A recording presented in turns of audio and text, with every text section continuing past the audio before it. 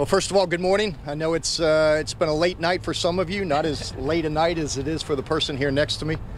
I'm here for one simple reason, and that is, in no uncertain terms, with an amazing amount of enthusiasm and passion for the person who I'm about to endorse, to stand before you today and endorse Jane Castor to be the next mayor of the city of Tampa. The last 8 years have been transformative for this community. All you have to do is look around and see what has occurred here as we rose from the wreckage of the worst recession since the Great Depression.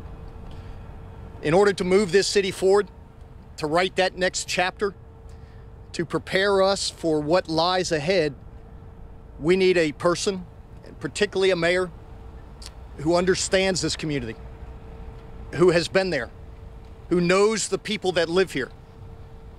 In the case of Jane Castor, for 30 years, she has dedicated her life to serving the people of this city.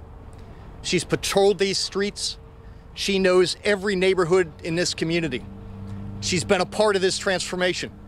She stood with me for 6 years, and I saw her tested over and over and over again. And she always rose to the occasion. She is prepared to be our mayor. She has trained for this moment. And when I think about who I want at the helm of this community when I leave, not someone who's going to undo the work that we've done, but someone who's going to take us to the next level and build on the foundation that I've left, just like I built on the foundation that Mayor Iorio left, and Mayor Greco and Mayor Friedman. There is only one person in this race who is equipped, who is prepared, who is ready to be the mayor of this great city. Today, I'm endorsing Jane Castor to be the next mayor of this community. It was a big win last night. We have 6 weeks to go. She is going to make us proud, and she is going to make me proud. Chief Castor, congratulations. Go win, my friend. Thank you. Thank you so much. Wow, what a great day, I tell you. Look, it's absolutely beautiful. And I couldn't ask for more than to get my good friend, Mayor Bob Buckhorn's endorsement. You know, as he stated before, he has brought this city out of the Great Recession. And look at the changes around us. Where we stand today used to be the garage for the police station. You know, we ignored our riverfront. And I used to work undercover in Eulalie. It used to be one of our undercover buildings until we were pushed out by the pigeons, believe it or not. The transformation has been an American story. I mean, to show what we came from 8 years ago and what we have now, and the trajectory that Bob Buckhorn has put this city on is truly amazing. And it has been an honor for me to work with him and to call him my friend. We've actually been together since he came here to the city. I always tell people that he was a frustrated police officer. He used to come and ride around with us when I was working in the Sulphur Springs area. So it really is an honor to have worked by his side and to have watched all that he has done, and to be able to take that baton from him and lift this city up to the next level.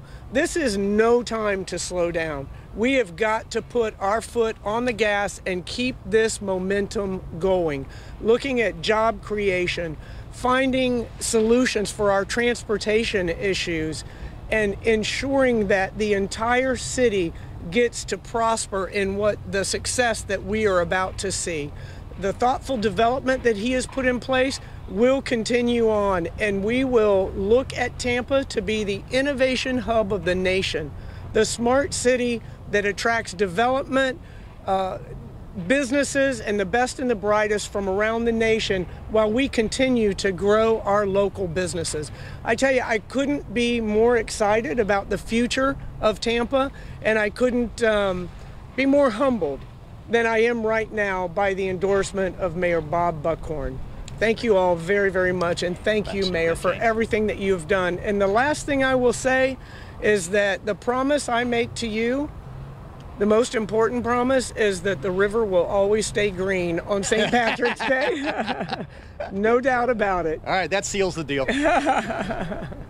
Anybody have any questions? Bob, I do. You know, it's in some traditions, it's the outgoing sort of stays out of the fray and says, I've done my thing and I'm going to let people, but you obviously feel motivated enough to come out here and say something. In a similar way to, if I remember, Mayor coming out and saying something.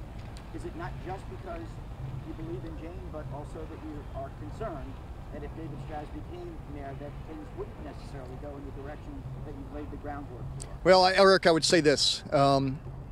Mayor Iorio did endorse me, and I was very, very appreciative of that. This is about passing the torch to someone who's prepared.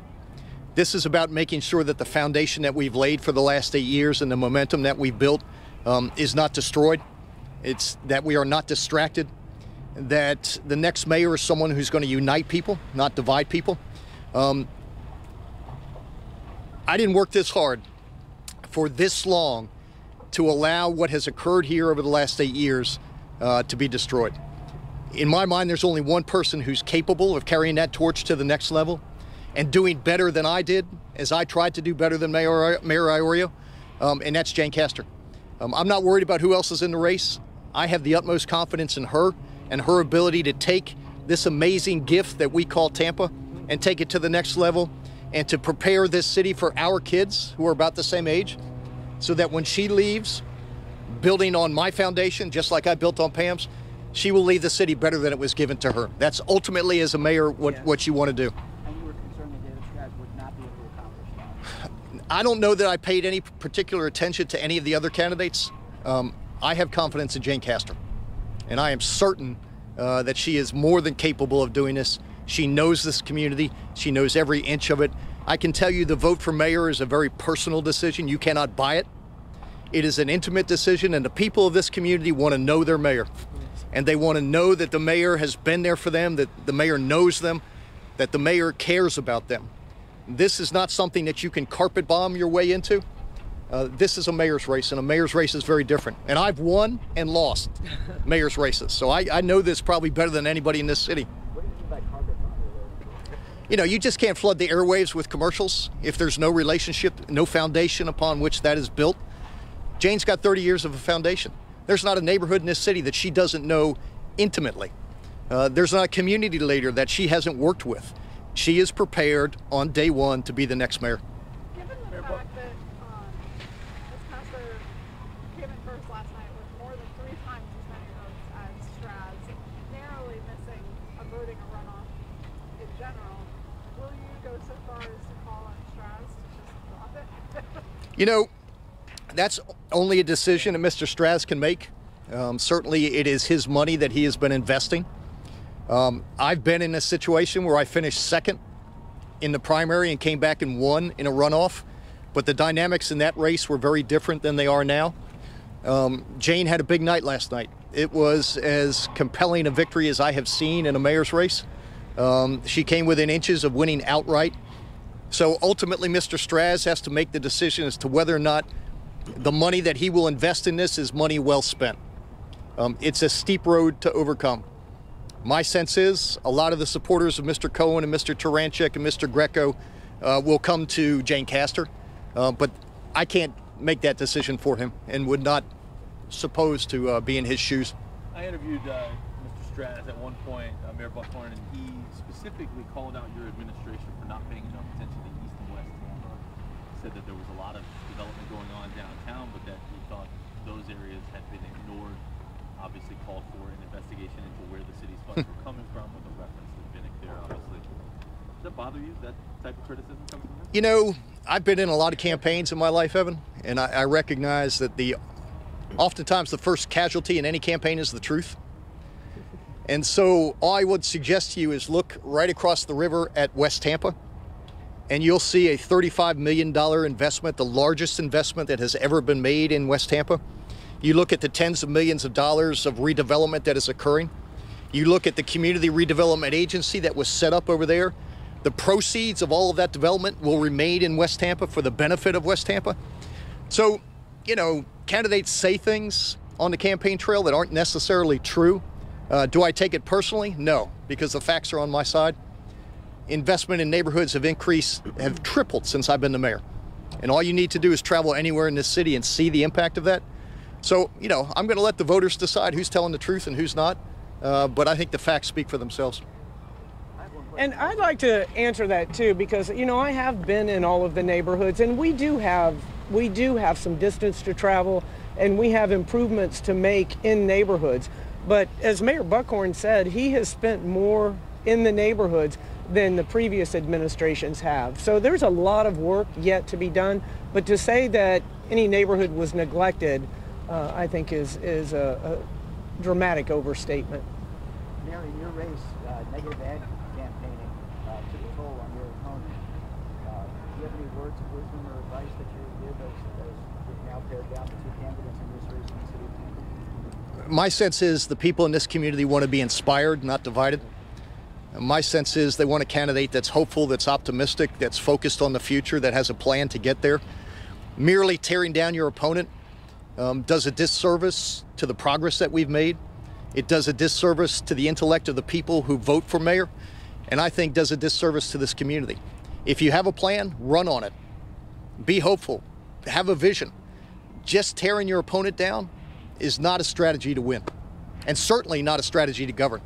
Just following up on that, Mr. Strauss has already kind of laid the foundation that he's prepared to go negative, just based on some of the statements he made last night from his election night party. That's something you're obviously going to have to respond to.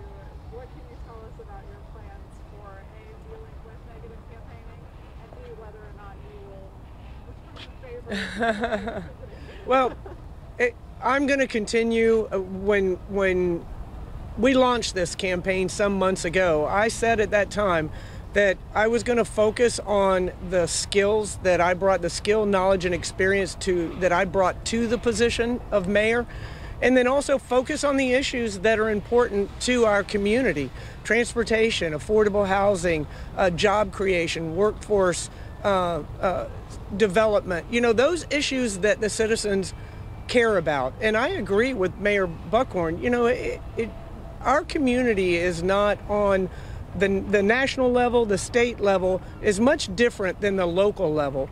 People here in Tampa want a leader. They want a leader they can follow, someone who is going to successfully take Tampa into the future, and they'll focus on that. Now, I certainly will defend myself, but I'm going to remain positive, just as I have. Chief, have you gotten any endorsements from the other candidates, or do you expect them pretty soon? I do expect them, and we'll be making further announcements.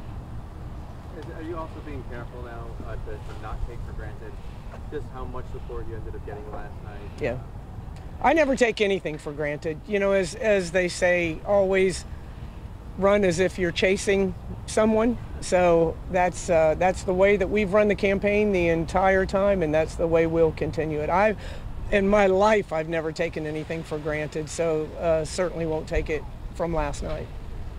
Chief, it looks like the preliminary analysis of the vote is that Strat's support, such as it is, correlates very strongly in the black community, even though you won a majority of black precincts. What's your message to the black community moving forward? My message to every citizen is that I have always worked side by side with our community for the betterment of the city of Tampa, and I'll continue to do that. You know, I have always been accessible. I've always been transparent in my actions, and you know, I will continue to be that leader that I was as chief, and I'll continue that as mayor of this city. So we have time for one more question. Mayor Buckhorn, why did you wait until after the election to endorse him? Well, I think it was important that we sorted out the field. I think it was important that the voters had a chance to take the measure of these candidates. I had no doubt that Jane was going to be in the runoff, but I think Jane needed to find her feet, find her voice, and she did exactly that. And she jumped out early, was aggressive, was optimistic, was positive. And after last night, I knew the decision for me was very easy. And I'm all in with Jane. I'm going to do whatever I can to help her. And I think now you're going to have a pretty clear choice in this race moving forward. And I choose Jane.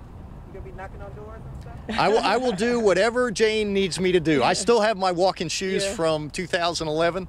There's probably a door in this city that I haven't knocked on, and there's not a dog I haven't met. And whatever Jane needs me to do, I will absolutely do, and my family's going to be right there with me.